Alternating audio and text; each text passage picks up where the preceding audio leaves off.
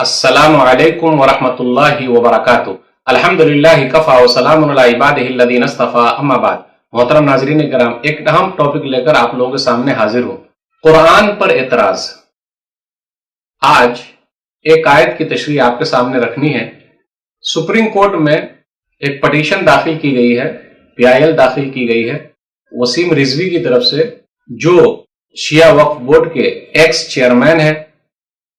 उन्होंने supreme court में petition दाखिल की है कि कुरान करीम की 26 आयतों को निकाल दिया जाए, क्योंकि इससे आतंकवाद फैलता है। याद रखिएगा, कुरान करीम अल्लाह का कलाम है, अल्लाह ने उसकी हिफाजत की जिम्मेदारी ली है। इन्ना नहनु नज़्ज़लना ज़िक्र व इन्ना लहू लहाफ़िज़ून, सूरह हिज्र सूरा नंबर 15 आयत नंबर 9, कि हमने कुरान को उतारा है और हम ही उसकी हिफाजत करने वाले हैं।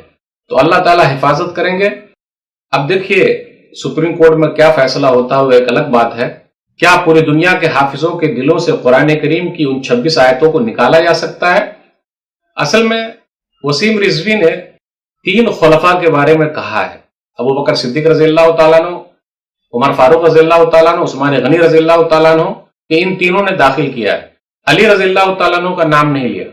याद रखिएगा, इन तीनों ने दाखिल किया तो अली रज़ियल्लाहु ताला अन्हु ने मना क्यों नहीं किया? अगर बात ऐसी है तो याद रखिएगा, किसी ने न दाखिल किया है न कोई निकाल सकता है।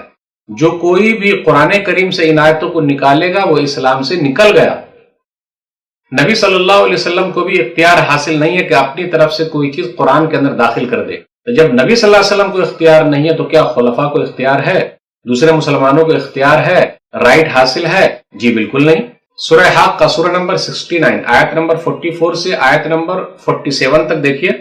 वलौ तक़व्वला अलैना बाज़ल अक़ावील लाअख़ज़ना मिन्हु बिल-यमीन सुम्मा लक़तअना मिन्हुल वतीन फमा मिनकुम मिन अहदिन अन्हु हाजिज़ीन, कि अगर वो भी हमारे ऊपर बात चीज गढ़ के लिए आते, यानी नबी सल्लल्लाहु अलैहि वसल्लम बना के लिए आते, लाअख़ज़ना मिन्हु बिल-यमीन, तो हम उनका दायां हाथ पकड़ लेते, सुम्मा लक़तअना मिन्हुल वतीन, और हम उनकी शहर को काट देते, और ऐसा करने से हमें कोई भी रोक नहीं सकता था। तो जब नबी सल्लल्लाहु अलैहि वसल्लम न कोई चीज ला सकते हैं, न दाखिल कर सकते हैं, न निकाल सकते हैं, तो क्या दूसरे को इख्तियार हासिल है? जी बिल्कुल इख्तियार हासिल नहीं।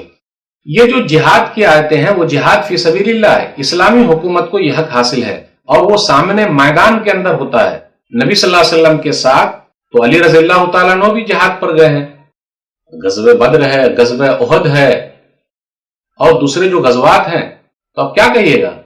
और अली रज़ियल्लाहु ताला अन्हु का जब दौर था, 4 साल 5 साल का जो दौर है उनका, उसमें इन आयतों को उन्होंने क्यों नहीं निकाला? कुरान से निकाल सकते थे। तो पता ये चला कि जो आदमी ऐसा कह रहा है, ऐसा बोल रहा है, उसे कुरान की जानकारी नहीं है। आज से 30-35 साल पहले भी यह मसला हिंदू महासभा की तरफ से उठाया गया और सेम वही आयतें रिपीट हो रही है और आइंदा भी आप देखिएगा ये रिपीट होती रहेगी।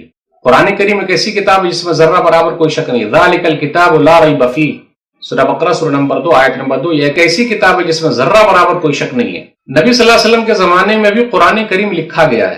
कहां? खजूर पर लिखा गया है, पत्थरों पर लिखा गया है, लोगों के दिलों में मौजूद है, हिफ्ज करके याद किए हुए हैं। अबू बकर सिद्दीक रज़ियल्लाहु ताला अन्हु ने जमा किया, उमर फारूक रज़ियल्लाहु ताला अन्हु ने मशवरा दिया, तब उन्होंने जमा किया। तो कुरान करीम को जमा किया, न कि उसके अंदर कोई चीज दाखिल कर दी है। सही बुखारी किताब फ़ज़ाइल कुरान हदीस नंबर 4986, जंगे यमामा में कई हुफ़ाज़े कराम शहीद हो गए। तो अबू बकर सिद्दीक रज़ियल्लाहु ताला अन्हु से उमर फारूक रज़ियल्लाहु ताला अन्हु ने कहा कि ऐसे हाफिज शहीद होते रहेंगे तो कुरान करीम का क्या होगा? तो ज़ैद बिन साबित रज़ियल्लाहु ताला अन्हु को बुलाया। उमर फारूक रज़ियल्लाहु ताला अन्हु से अबू बकर सिद्दीक रज़ियल्लाहु ताला अन्हु ने कहा था, कैफ़ तफ़अल शयअन व लम यफ़अलहु रसूलुल्लाह सल्लल्लाहु अलैहि वसल्लम, आप कैसे वो काम कर सकते जिसको रसूलुल्लाह सल्लल्लाहु अलैहि वसल्लम ने नहीं किया? तो अबू बकर सिद्दीक रज़ियल्लाहु ताला अन्हु खुद ही मना कर रहे हैं, लेकिन उमर फारूक रज़ियल्लाहु ताला अन्हु समझाते रहे। बिल आखिर उनके दिल में अल्लाह ताला ने ये बात डाल दी। तो ज़ैद बिन साबित रज़ियल्लाहु ताला अन्हु से कहा कि आप कुरान जमा करेंगे, क्योंकि आप कातिबे वही हैं, वही लिखा करते थे, क्योंकि नबी सल्लल्लाहु अलैहि वसल्लम की वही आप लिखते थे। तो गोया के लिखने का है रिवाज, लेकिन जमा नहीं था, एक साथ इकट्ठा नहीं था, एक जगह पे नहीं था, मुसहफ की शक्ल में नहीं था।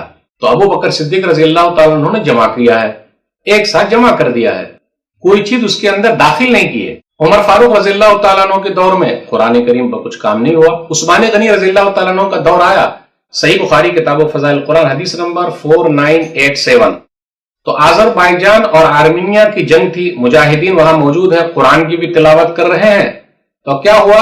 قرات میں مسئلہ ہو گیا، ایسنٹ میں مسئلہ ہو گیا، جیسے وَالضُّحَىٰ وَالضُّحَىٰ، یاد رکھیے گا قرآن کریم پڑھنے کے اعتبار سے 7 طریقے سے آپ پڑھ سکتے ہیں، تو اب مسئلہ ہو گیا، اور لکھائی بھی جو ہے وہ اہم ہے، جو ابھی ہم اور آپ دیکھ رہے ہیں، وَالضُّحَىٰ وَالضُّحَىٰ، پریشانی بڑھ گئی، اختلاف ہو گیا، تو حذیفہ بن یمان رضی اللہ تعالیٰ عنہ نے عثمان غنی رضی اللہ تعالیٰ عنہ سے کہا، یا امیر المومنین ادرک هذه الامہ قبل ان یختلفوا فی الکتاب اختلاف الیہود والنصارى، اے امیر المومنین آپ اس امت کو سنبھال لیجئے قبل اس کے وہ وقت آئے یہود و نصارہ کی طرح اختلاف ہو جائے، آپس میں یہ لوگ اختلاف کر لیں گے، کوئی وہ پڑھ رہا کوئی وہ پڑھ رہا، کوئی بولتا میں جو پڑھ رہا ہوں میرا جو ایسنٹ ہے طریقہ وہ صحیح ہے، دوسرے کا غلط ہے۔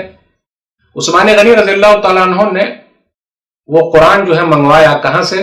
حفصہ بنت عمر رضی اللہ تعالی عنہا ام المومنین کے پاس تھا، سے منگوایا، اور اس کے بعد 4 لوگوں کی ٹیم بنائی، زید بن ثابت رضی اللہ تعالیٰ عنہ، عبد الرحمن بن حارث رضی اللہ تعالیٰ عنہ، عبداللہ بن زبیر رضی اللہ تعالیٰ عنہ، سعید بن عاص رضی اللہ تعالیٰ عنہ، اور تینوں سے کہا کہ جب بھی کوئی اختلاف ہو جائے تو زید بن ثابت رضی اللہ تعالیٰ عنہ کی بات ماننا، اور کہا فَاكْتُبُوهُ بِلِسَانِ قُرَيْشِ، قریش کی زبان میں جو اترا ہے اس پر یہ کر دو، جمع کر دو، لکھ دو، جمع کر دو۔